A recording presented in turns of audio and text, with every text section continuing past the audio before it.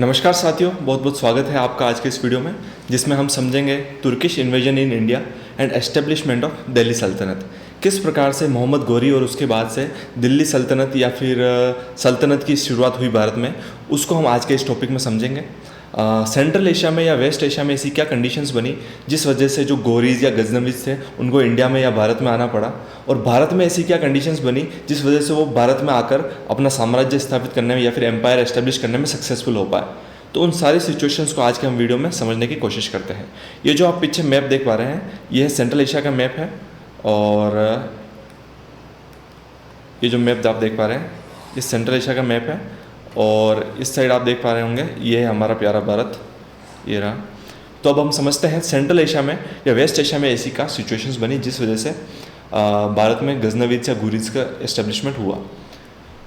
तो ये जो आप मैप देख पा रहे हैं, यहाँ पर एक डायनेस्टी हुआ करती थी, अब्बासिद डायनेस्टी। ये सेंट्रल एशिया, ये वाला इराक वाला रीजन जहाँ पर बगदाद, यहाँ पर बगदाद है, यहाँ पर एक डायनेस्टी हुआ करती थी जिसका नाम था अब्बासिद डायनेस्टी।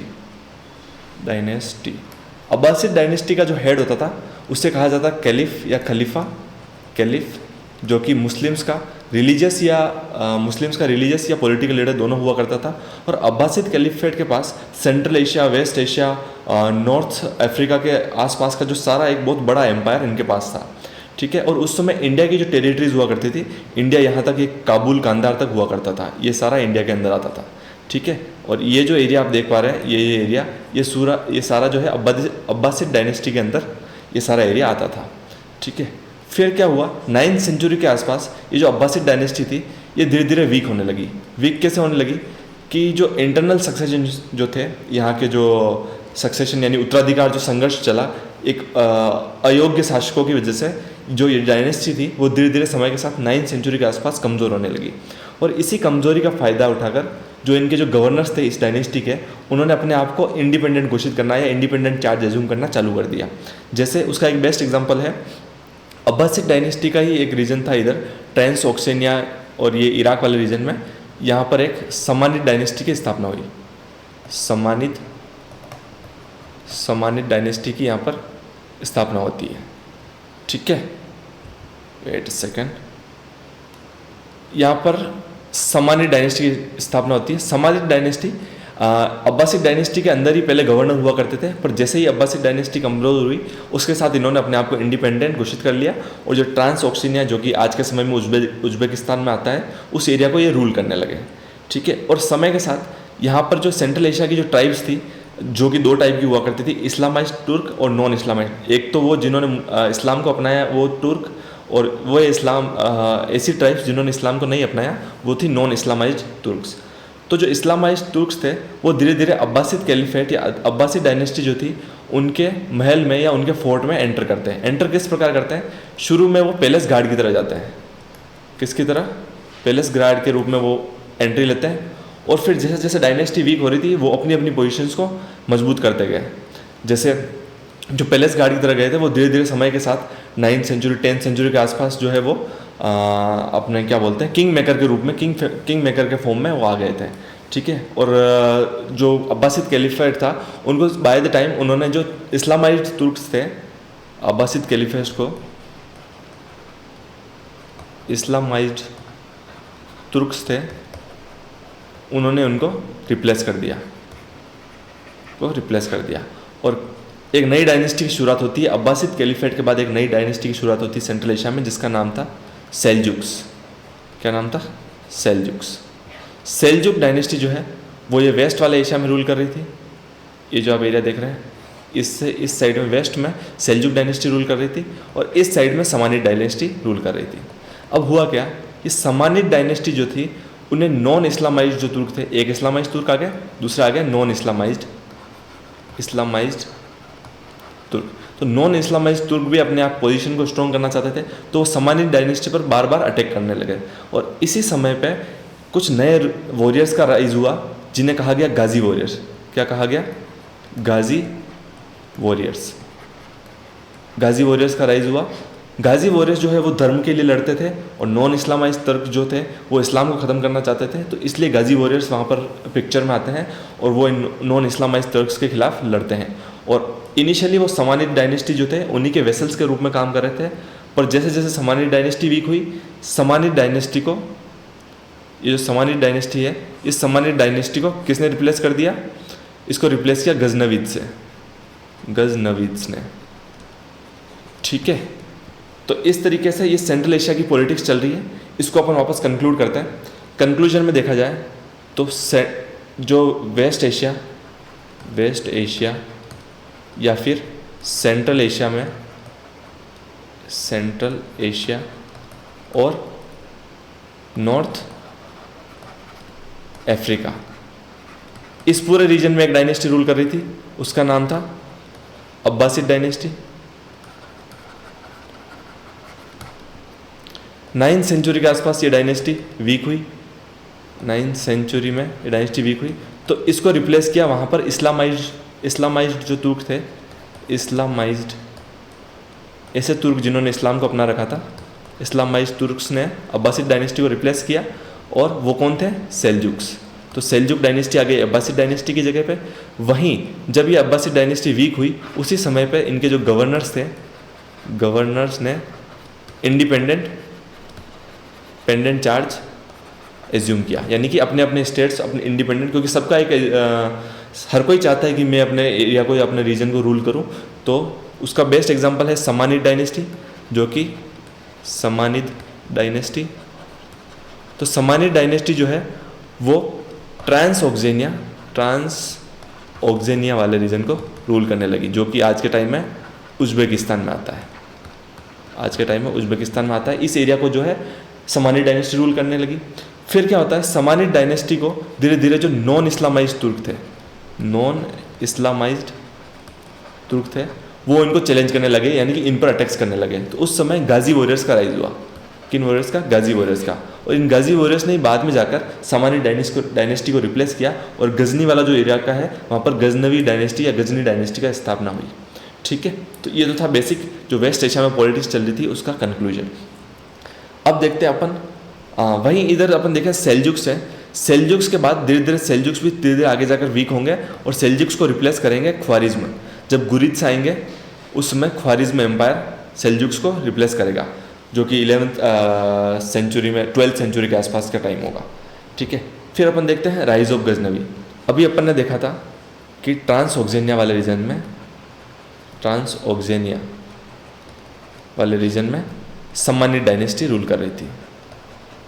सम्मानित डायनेस्टी रूल कर रही थी। ये रहा ट्रांस ऑक्जेनिया वाला रीजन। ठीक है, ये यहाँ पे सम्मानित डायनेस्टी रूल कर रही थी। ठीक है, फिर क्या होता है, सम्मानित डायनेस्टी को क्या फेस करना पड़ता है? नॉन इस्लामाइज्ड तुर्क से चैलेंज फेस करना पड़ता है, यानी कि उनके अटैक्स उनको फेस करने पड़ते हैं। तो उसी समय गाजी वॉरियर्स का राइज होता है, जो नॉन इस्लामाइज्ड तुर्क से लड़ते हैं। और समानित डायनेस्टी वीक होने के बाद गाजी रूलर्स गजनी में अपनी एक डायनेस्टी स्थापना करते हैं। और इस डायनेस्टी को स्टार्ट करने वाला पहला रूलर था अल्प तिगिन। पहला रूलर कौन था? अल्प तिगिन। तो अल्प तिगिन जो है वो समानित डायनेस्टी के अंडर में ही एक स्लेव थे, जिन्होंने धीरे धीरे जैसे जैसे उनकी पावर बढ़ी उन्होंने समानित डायनेस्टी को रिप्लेस किया और अपनी एक डायनेस्टी गजनवी डायनेस्टी की स्थापना करी। ठीक है, अल्प तिगिन के बाद दूसरे रूलर आते हैं सुबुक्तिगिन। ठीक है, दूसरे रूलर आते हैं सुबुक्तिगिन पहले ऐसे टर्क थे जिन्होंने इंडिया पर अटैक किया। तो सुबुक्तिगिन ने इधर जो पंजाब और कांधार वाला जो रीजन था वहाँ पर एक हिंदूशाही डायनेस्टी रूल करती थी। तो उस हिंदूशाही डायनेस्टी का एक रूलर था जयपाल। उस जयपाल को किसने हराया? सुबुक्तिगिन ने। तो पहला तुर्क जिसने इंडिया पर अटैक किया वो कौन था? सुबुक्तिगिन का ही एक और बेटा था जो तीसरे नंबर का रूलर है, सुबुक्तिगिन का बेटा, जिसका नाम था महमूद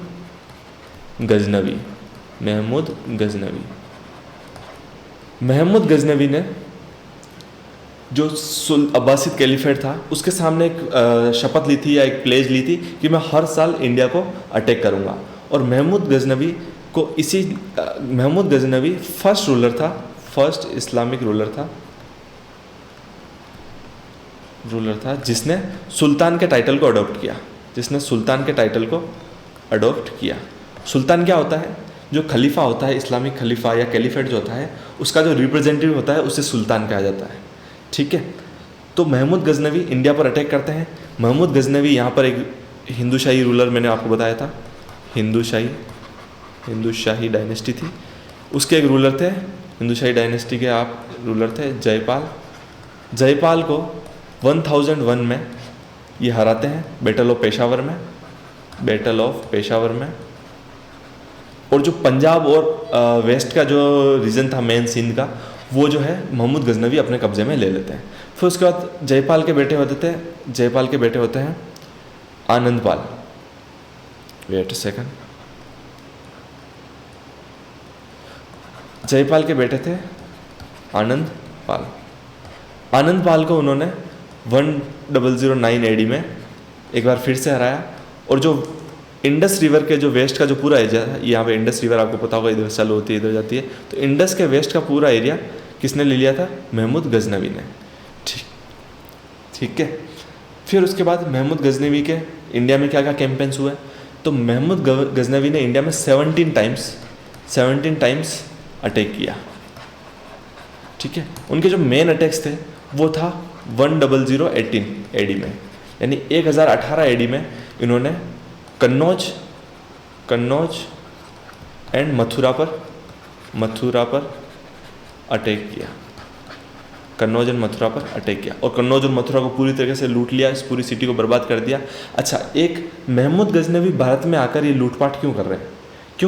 क्योंकि जो वेस्ट एशिया में मैंने पढ़ा था सेल्जुक डायनेस्टी थी, तो महमूद गजनवी चाहते थे कि जो पूरा वेस्ट एशिया का रीजन है वो खुद रूल करे, और वो सेल्जुक डायनेस्टी को रिप्लेस करना चाहते थे और अपने जो कॉम्पिटिटर्स थे उनको रिप्लेस करना चाहते थे। इसलिए उन्हें लड़ाई के लिए पैसा चाहिए था, इसलिए वो इंडिया में आते थे, इंडिया से पैसा लूटते थे और वहाँ जाकर सेंट्रल एशिया में जाकर उस पैसा का मदद से वो युद्ध वगैरह करते थे। ठीक है। इसलिए महमूद, उनका कोई एम्बिशन नहीं था इंडिया में रूल करना, उनका इंडिया में आने का उद्देश्य यही था कि यहाँ से पैसा लूट कर वहाँ ले जाना। उनको पता था इंडिया के जो टेम्पल्स हैं वहाँ पर बहुत सारा पैसा है। ठीक है। उसके बाद एक इनका मेजर कैंपेन है 2025 में प्रभास पाटन जो आपको पता होगा सोमनाथ टेम्पल है, सोमनाथ को प्रभास पाटन कहा जाता था। तो प्रभास पाटन में इनका जब मोस्ट सक्सेसफुल कैंपेन हुआ था, महमूद गजनवी का मोस्ट सक्सेसफुल कैंपेन किसे कहा जाता है? प्रभास पाटन को, यानी सोमनाथ के अटैक को। क्योंकि इस समय इन्होंने काफ़ी सारा पूरे सोमनाथ के मंदिर को पूरा डिवास्टेड या डिस्ट्रॉय कर दिया था, और यहाँ पर जो भी धन या दौलत थी यहाँ की वो सारी लूट कर चले गए थे। जब ये लौट रहे थे तो उस समय इनको जो सिंध वाला का जो इलाका है वहाँ पर उन्होंने जाट फार्मर्स ने बहुत ज़्यादा परेशान किया। जाट फार्मर्स ने उनको परेशान किया ज़्यादा टाइम, इसलिए उनका जो लास्ट कैंपेन था वो 1027 एडी में वो था जाट्स के अगेंस्ट। वो किसके अगेंस्ट था? जाट फार्मर्स के अगेंस्ट। और यही महमूद गजनवी का लास्ट कैंपेन था। ठीक है। उसके बाद अगर अपन देखें पोस्ट महमूद सिनेरियो, तो महमूद गजनवी की डेथ हो जाती है 1030 एडी में। और महमूद गजनवी की डेथ के बाद गजनवी डायनेस्टी जो है, गजनवी डायनेस्टी ये डिक्लाइन पे आ जाती है, क्योंकि उनके बाद कोई कैपेबल रूलर था नहीं। इनका जो महमूद गजनवी का बेटा था उनको मंगोल्स के खिलाफ लड़ते हुए वो मारे गए। तो जो गजनवी डायनेस्टी वो जो पंजाब और काबुल वाला का जो इलाका है वहीं तक सिमट के रह गई, पंजाब और काबुल के इलाके में सिमट कर रह गई। ठीक है। और वहीं जो वेस्ट एशिया और सेंट्रल एशिया का जो पूरा इलाका था वो सेल्जुक डायनेस्टी रूल कर रही थी। और सेल्जुक डायनेस्टी के डिक्लाइन के बाद वहाँ पर अगली डायनेस्टी आती है ख्वारिज्म डायनेस्टी। तो वेस्ट एशिया में आती है ख्वारिज्म डायनेस्टी, और वहीं जो गजनी वाला जो इलाका है वहाँ पर 1160 के आसपास 1160 में मोहम्मद गौरी आते हैं। मोहम्मद गौरी जो है पूरी जो गजनी को पूरा डिस्ट्रॉय कर देते हैं और पूरे गजनी को अपने कंट्रोल में ले लेते हैं। और गजनवी डायनेस्टी का डिक्लाइन होता है और गौरी का राइज होता है। और गौरी आगे जाकर गजनवीद को चैलेंज करते हैं। जो गजनवीद का जो एरिया है पंजाब वगैरह वो गौरी लेंगे, और उसके बाद वो जो इंडिया के जो पृथ्वीराज चौहान है उस पर अटैक करेंगे, तराइन का युद्ध होगा, वो हम आगे देखेंगे। अब अपन देखते हैं major developments in North India. अब हम देख रहे हैं कि गजनवीज आ रहे हैं, लूट के जा रहे हैं, पर ऐसा हो कैसे रहा है? क्या इंडिया में उनको रोकने वाला कोई नहीं था? इंडिया में ऐसी क्या सिचुएशन बन रही थी जिस वजह से ये इजीली इंडिया में एंटर कर पा रहे थे और आराम से अपने जो लूटने का कार्य है वो कर पा रहे थे? तो इंडिया में उस समय पहले गुर्जर प्रतिहार डायनेस्टी हुआ करती थी नॉर्थ में। गुर्जर प्रतिहार डायनेस्टी 8th सेंचुरी से लगभग 10th सेंचुरी के आसपास थी, और इसके बाद 10 to 11 सेंचुरी, और इसके बाद गुर्जर प्रतिहार डायनेस्टी का डिक्लाइन हुआ। तो इनके डिक्लाइन के साथ इनके जो वेसल्स थे जैसे चौहान, चालुक्य, परमार, प्रतिहार, ये सारे जो राजपूत रूलर्स थे, तो राजपूत डायनेस्टी की छोटी छोटी राजपूत डायनेस्टी की स्थापना हुई। Rajput dynasty establish. तो नॉर्थ इंडिया में छोटे छोटे राजपूत किंगडम का राइज हुआ, जैसे दिल्ली में तोमर्स, अजमेर में चौहान्स, गुजरात में चालुक्य, कन्नौज में गहड़वाल, बुंदेलखंड में कन्नौज में अपने गहड़वाल हो गए। तो इन सभी जो राजपूत रूलर्स हैं इनका राइज हुआ। फिर जब इन राजपूत रूलर्स का राइज हुआ तो ये आपस में भी अपने जो टेरिटरी को एक्सपांड करना चाह रहे थे और ये आपस में लड़ रहे थे। तो जब गजनवीज और ये जब इंडिया में एंटर कर रहे थे, तो जैसे मान लो कि भाई हिंदूशाही रूलर के वहाँ से एंटर किया, तो हिंदूशाही रूलर की हेल्प करने के लिए कोई दूसरा राजा नहीं आएगा। क्यों? कि वो ये सोच रहे थे कि भाई मेरे यहाँ पे तो अटैक कर नहीं रहा है, तो फिर मैं क्यों जाऊँ, मैं क्यों अपने रिसोर्सेज को वेस्ट करूँ। और ऑब्वियसली जिस सामने रूलर के यहाँ पे वो अटैक कर रहे हैं या दूसरे नेबरिंग रूलर के यहाँ वो अटैक कर रहे हैं, वो भी तो उनके दुश्मन हैं। तो इस वजह से वो आपस की जो लड़ाइयाँ थी इन राजपूत रूलर्स के बीच में, उस वजह से जो गजनवीज या गोरीज हैं वो इस सिचुएशन का फ़ायदा उठाकर इंडिया में एंटर करते हैं और यहाँ पर लूटपाट करते हैं। ठीक है, अब ये सारी डायनेस्टीज एस्टेब्लिश हुई। अब अपन बात करते हैं कि जो दिल्ली जो था, दिल्ली में एक डायनेस्टी हुआ करती थी तोमर्स, जो कि हरियाणा की एक डायनेस्टी थी। Wait a second. तो दिल्ली में एक हरियाणा की डायनेस्टी हुआ करती थी तोमर्स। इन तोमर्स को हराते हैं विग्रह राज चौहान। विग्रह राज चौहान फोर्थ जो है इन तोमर्स को हराते हैं और तोमर्स को हराकर दिल्ली को अपने कब्जे में लेते हैं और वहाँ पर चौहान डायनेस्टी की स्थापना करते हैं। दिल्ली में चौहान डायनेस्टी की स्थापना करते हैं। ये चौहान डायनेस्टी पहले से अजमेर में रूल कर रही थी, अजमेर इनका मेन सेंटर था, बट इन्होंने दिल्ली में अपनी जो शासन है उसको स्थापित किया। और इन्हीं विग्रहराज चौहान के बाद आते हैं Prithviraj Chauhan,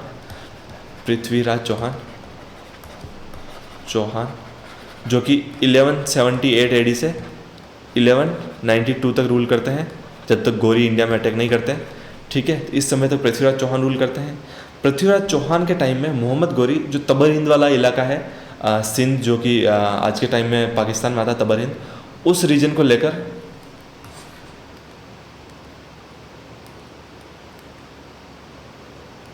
wait a second,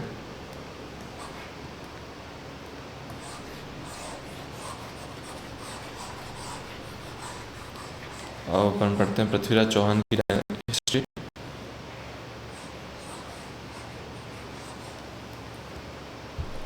या सो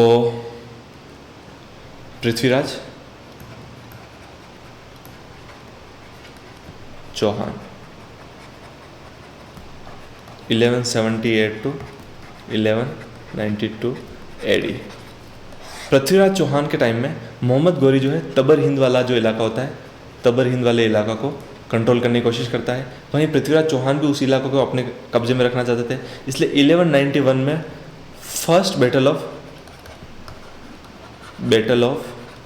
तराइन होता है, फर्स्ट बैटल ऑफ तराइन। और इस युद्ध में पृथ्वीराज चौहान जो है वो गोरी को बहुत बुरी तरह हराते हैं और मोहम्मद गोरी वापस गजनी की तरफ लौट जाते हैं। पृथ्वीराज चौहान को इस युद्ध के बाद लगा था कि मोहम्मद गोरी जो है वो सिर्फ यहाँ पर लूटपाट करने आया था और वापस चला जाएगा, बट यही उनकी भूल होती है। और अगले ही साल 1192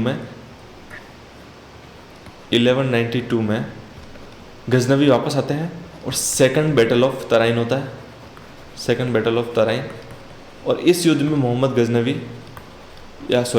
गोरी जो है पृथ्वीराज चौहान को हरा देते हैं।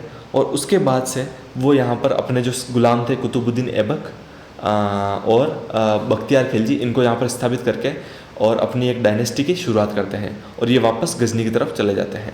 और 1206 AD में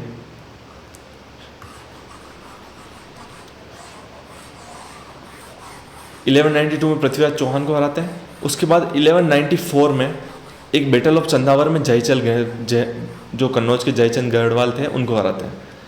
तो 1192 में युद्ध जीतने के बाद 1192 में युद्ध जीतने के बाद जो गोरी है वापस गजनी चले जाते हैं। 1194 में वो वापस आते हैं और बैटल ऑफ चंदावर होता है। बैटल ऑफ चंदावर में जो कि कन्नौज के पास में है, बैटल ऑफ चंदावर में जयचंद